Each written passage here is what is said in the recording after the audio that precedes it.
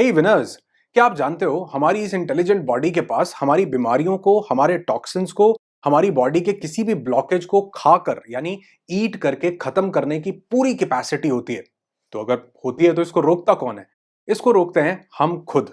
कैसे? Right away, अभी से ही आप उस कैपेसिटी को अवेकन कर सकते हो, उसको स्टार्ट कर सकते हो। इस वीडियो में आपके साथ शेयर करूंगा। बस इस वीडियो को पूरा और ध्यान से देखना, क्योंकि मैं ये दावा करता हूं कि ये वीडियो आपकी जिंदगी और आपकी हेल्थ की सबसे बेहतरीन इन्वेस्टमेंट साबित होगा। और अगर इस वीडियो को देखते हुए आपको भी ऐसा लगे तो इस वीडियो पर लाइक नहीं चाहिए है, बल्कि आप इस वीडियो को ज्यादा से ज्यादा लोगों के साथ शेयर करना, क्योंकि हो सकता है आपका ये एक शेयर किसी इंसान की हेल्थ को बेटर कर दे, किसी की जिंदगी बचा दे, और हो सकता है किसी की जिंदगी में वेलनेस और हेल्थ को एस्टैब्लिश कर दे। तो इसकी शुरुआत होती है 1974 यानी 1974 में, जब एक बेल्जियन बायोकेमिस्ट को उनकी एक रिसर्च के लिए नोबेल प्राइज मिलता है। उनकी रिसर्च थी कि उन्होंने एक इलेक्ट्रॉन माइक्रोस्कोप से जब सेल को बहुत करीब से देखा तो उन्होंने देखा कि उस सेल के अंदर तो एक कंप्लीट रीसाइक्लिंग कंपाउंड बना हुआ है, रीसाइकिल करने वाला।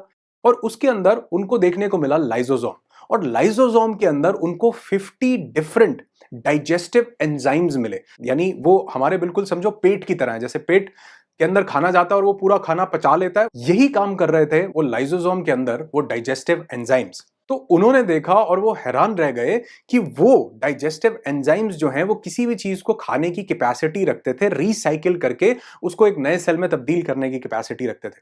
और क्या आप जानते हैं, यही अनडाइजेस्टेड फूड पार्टिकल्स, यानी जो सड़ा हुआ खाना हमारे अंदर हो सकता है 6 महीने पहले का भी कोई खाने का पार्टिकल हमारे अंदर पड़ा और टॉक्सिन के रूप में जमा हो, उसको खाने के लिए सक्षम है।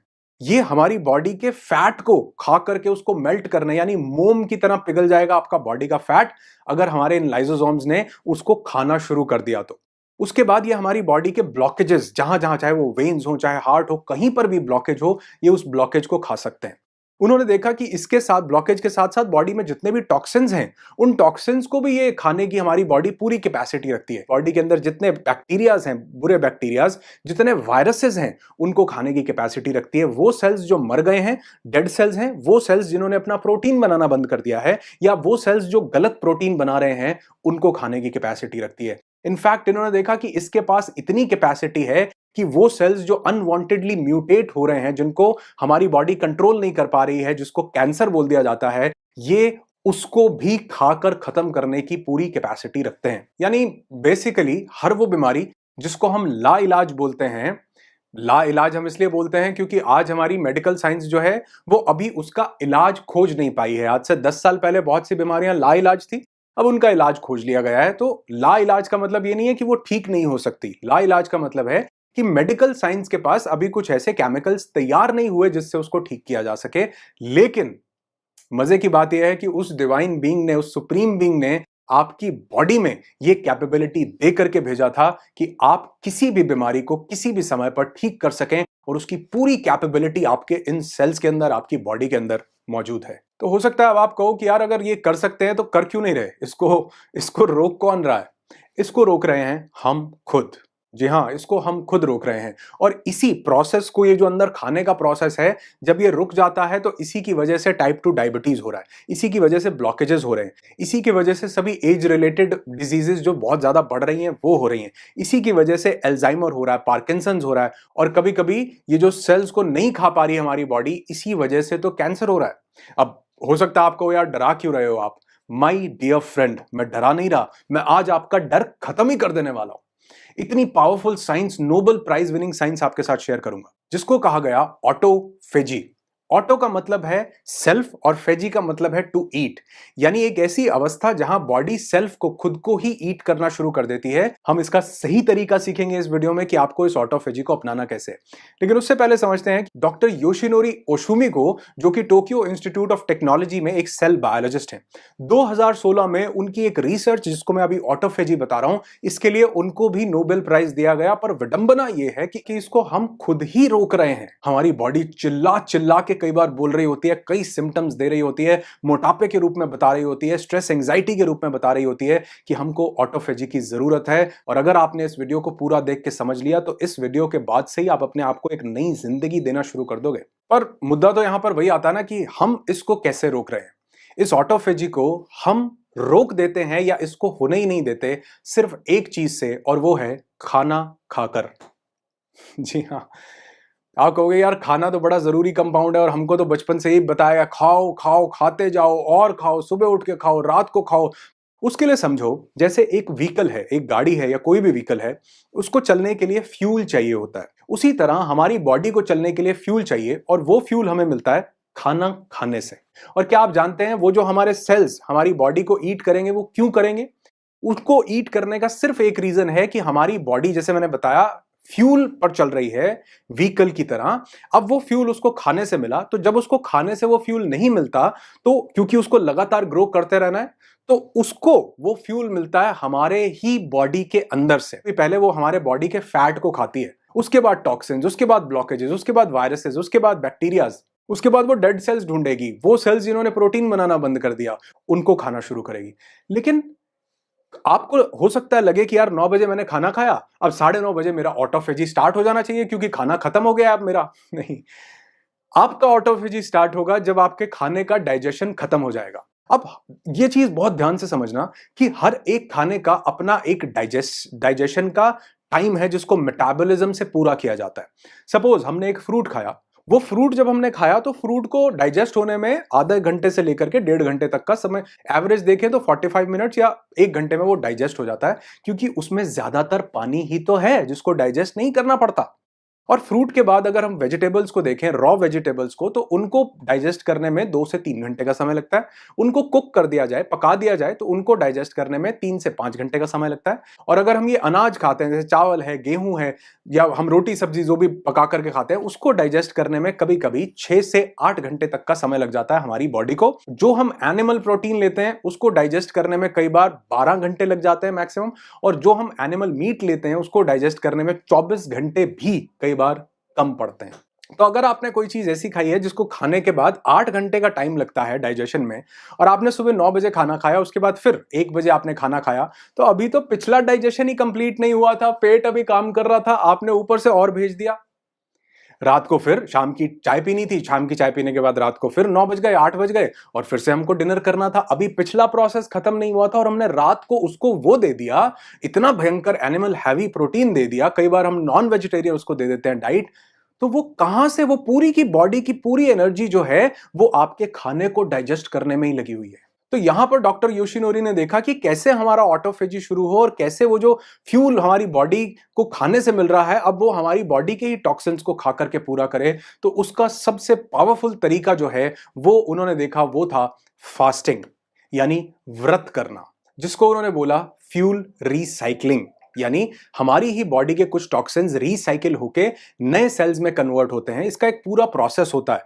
हमारे लगातार सेल्स पुराने जा रहे हैं और नए आ रहे हैं, तो जो नए सेल्स आ रहे हैं उनको बनाने के लिए पुराने सेल्स को जब हमारी बॉडी ईट करती है तो उसी का ही रॉ मटेरियल तैयार कर लेती है, उसी के ही डेड प्रोटीन को फिर से अमीनो एसिड में कन्वर्ट करती है और उससे फिर नए सेल के प्रोटीन को बनाने में, नए सेल को बनाने में या उसकी एनर्जी जो चाहिए उसको बनाने के लिए वो वहां पर उस रॉ मटेरियल को यूज करती है। इस प्रोसेस से जिसको कहा गया फ्यूल रिसाइकलिंग। और अगर हम पीछे मुड़ करके देखेंगे तो मतलब बहुत से लोग अगर अपनी लाइफ को देखेंगे तो वो देखेंगे कि उन्होंने जिंदगी में शायद कभी इस फ्यूल रिसाइकलिंग को स्टार्ट ही नहीं किया और उसके बाद हम कंप्लेंट कर रहे हैं कि हमको ये डिजीज हो रही है, हमको ये प्रॉब्लम हो रही है, हमारी बॉडी में लेजीनेस है, हमको हार्ट में दिक्कत हो रही है, हमारी स्किन ग्लो नहीं कर रही है। कैसे करेगी? वैसे ये प्रोसेस हल्का हल्का लगातार चल रहा है क्योंकि नए सेल्स आ रहे हैं और पुराने सेल्स जा रहे हैं, तो प्रोसेस ये लगातार चल रहा है। लेकिन वो एक्चुअल लेवल पर जहां पर हमारी बॉडी को हीलिंग मिलनी चाहिए थी उस लेवल पर नहीं हो रहा, जिसके लिए सबसे इजी प्रोसेस है फास्टिंग।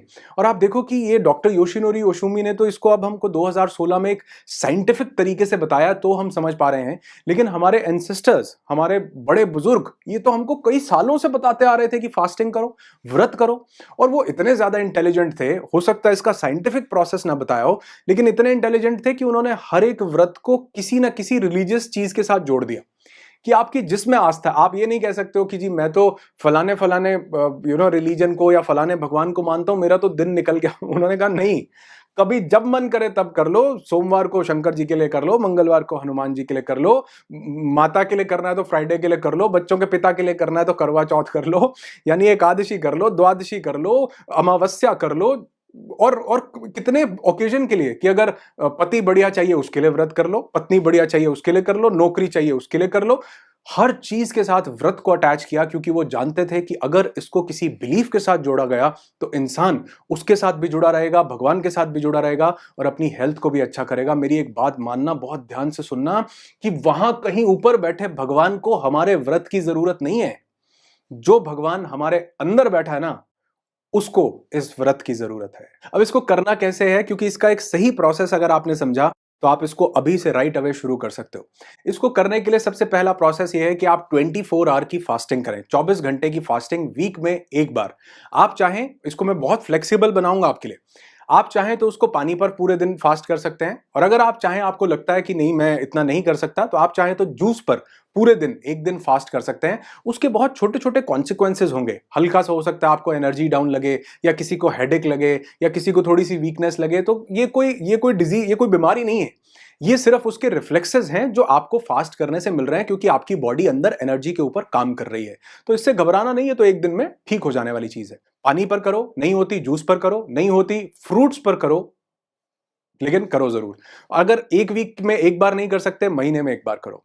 महीने में एक बार नहीं कर सकते तो एटलीस्ट क्वार्टर में, मतलब वो क्वार्टर नहीं, मतलब 3 महीने में एक बार आप इस फास्टिंग को कर सकते हैं। दिन में एक बार 24 घंटे के लिए, यानी अगर आपने आज सुबह 6 बजे खाना खाया या 9 बजे खाना खाया, तो अगले दिन सुबह 9 बजे आप फिर से खाना खाइए, ऑटोफेजी चालू होगी, बॉडी का ये मैकेनिज्म, रिपेयरिंग मैकेनिज्म स्टार्ट हो जाएगा। हफ्ते में एक बार जरूर कीजिए। दूसरा प्रोसेस, जो ये 24 घंटे का फास्ट नहीं कर सकते, उनके लिए दूसरा प्रोसेस है ईटिंग विंडो सेट करना, जिसको कहा जाता है इंटरमिटेंट फास्टिंग। इंटरमिटेंट फास्टिंग में हम लोग एक ईटिंग विंडो सेट कर लेते हैं कि इस दौरान खाना बिल्कुल भी नहीं खाना, कुछ भी नहीं खाना। चाहे तो इलेक्ट्रोलाइट्स ले सकते हैं, वो भी नेचुरल, यानी नींबू पानी और हिमालयन सॉल्ट डाल के आप वो बना सकते हैं, वो लेंगे, उससे एनर्जी जो है बरकरार रहती है। और ये जो लोगों को दिक्कत हो वो शुरू कर सकते हैं 12 घंटे की फास्टिंग से। यानी आप कोशिश कीजिए, अगर आपने रात को 9 बजे खाना खा लिया तो रात के 9 से अगले दिन सुबह के 9 बजे तक बिल्कुल भी नहीं खाना। अब ये सबसे ईजी स्टेप है, सबसे पहला शुरू करने के लिए। इसके बाद आप इसको लेकर के जा सकते हैं 14 आवर्स तक। यानी अगर आपने रात को 8 बजे खाना खा लिया तो अगले दिन सुबह 10 बजे तक आपने बिल्कुल भी खाना नहीं, कुछ भी नहीं खाना, लिक्विड लीजिए सिर्फ। इसको थर्ड लेवल पर लेकर के जा सकते हैं, जिसको एग्जैक्ट इंटरमिटेंट फास्टिंग बोला जाता है, 16 आवर्स की फास्टिंग। यानी सिर्फ 8 घंटे की विंडो में ही खाना खाएं। जो हमारे वैदिक काल से हमारे लोग, हमारे एंसेस्टर्स बोलते थे कि सूर्यास्त होने के पहले खा लेना चाहिए और सूर्य उदय होने के बाद। तो अगर आपने अपनी बॉडी को ये 16 घंटे के लिए रेस्ट दिया, उसको कुछ डालते ही नहीं रहे, तो वो आपके खाने के डाइजेशन को जैसे ही 4, 5, 6, 8 घंटे बाद फिनिश करेगी, उसके बाद वो एनर्जी आपकी बॉडी के लिए अवेलेबल होगी, ऑटोफेजी करेगी, आपकी बीमारियों को ईट करेगी, वायरसेस को, बैक्टीरियाज को। और आपने देखा होगा, जब भी कोई इंसान बीमार होता है ना, तो डॉक्टर उसको ये बोलता है कि इसको जितना हल्का हो सकता है उतना हल्का खाना दो। दवाई काम कर रही होती है, लेकिन उसके साथ साथ वो जो बॉडी है वो खुद से उसको हील करती है। और आप देखोगे, जब भी हम किसी बीमारी के अंदर जाते हैं तो सबसे पहले हमारी भूख मर जाती है। ऊपर वाले ने मैकेनिज्म ही ऐसा दिया कि इसकी भूख मरेगी सबसे पहले, ताकि इसकी बॉडी वो भूख से हटके, इसका ध्यान भूख से हटे और वो बॉडी जो है वो ऑटोफेजी के मैकेनिज्म को शुरू कर सके। पावरफुल चीज है। तो 16 घंटे की ये फास्टिंग रोज आपकी ऑटोफेजी को स्टार्ट कर सकती है। रोज नहीं कर सकते, ऑल्टरनेट डे पर इसको कीजिए। कोशिश कीजिए कि डेली या रेगुलर बेसिस पर एनिमल प्रोटीन को अवॉइड कीजिए। हो सके तो नॉन वेजिटेरियन डाइट को बिल्कुल ही अवॉइड कीजिए, अगर आप हील करना चाहते हैं या अपनी बॉडी को, अपनी एनर्जीज को बढ़ाना चाहते हैं तो, क्योंकि उसको डाइजेस्ट करने में बहुत समय लगता है। और कभी कभी तो पिछले 6 महीने पहले का भी कोई फूड का टॉक्सिक कंपाउंड हमारी बॉडी में आज भी पड़ा हो सकता है। अभी निकालिए उसको, हर बॉडी के टॉक्सिक कंपाउंड को निकालिए इस ऑटोफेजी को शुरू करके। और अगर इसको मैं एक लाइन में समराइज करूं, करना नहीं चाहिए वैसे, लेकिन अगर एक लाइन में करूं तो ये सिर्फ एक मैकेनिज्म है कि our body becomes healing machine when we are empty stomach. खाली पेट रहने से हमारी बॉडी ही हीलिंग मशीन बन जाती है। लेकिन इसका यह मतलब नहीं है कि हम 10 दिन तक अगर खाली पेट रहेंगे तो हम फिर भी हील ही करते रहेंगे, नहीं। क्योंकि इन सब टॉक्सिन्स को, फैट को, डेड सेल्स को, बुरे प्रोटीन को खाने के बाद हमारी बॉडी हमें ही खाने लग जाएगी। तो ये नहीं करना कि 7 दिन तक 7 दिन तक हम उस खाने को नहीं खाएं। इसका एक प्रोसेस, जो कि इंटरमिटेंट फास्टिंग, ईटिंग विंडो, उसको सेट कीजिए। 24 आवर फास्टिंग कीजिए हफ्ते में एक बार, नहीं तो महीने में एक बार जरूर कीजिए। और इसके अमेजिंग रिजल्ट्स को अपनी जिंदगी में खुद देखिए, क्योंकि प्रत्यक्ष को प्रमाण की जरूरत नहीं पड़ती और ये प्रमाण आप मुझे देंगे, कमेंट करके बताएंगे। जब आपको इससे रिजल्ट मिले, वीडियो पर वापस आना, कमेंट छोड़ना, ताकि और लोग जो इस वीडियो को देख रहे हैं उनको पता चल सके कि हाँ, बहुत से लोग हैं जो अपनी लाइफ में इस एक ऑटोफेजी को अपना करके अपनी जिंदगी को, अपनी हेल्थ को अमेजिंग बना रहे हैं।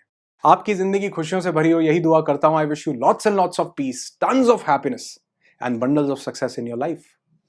Be happy, be alive.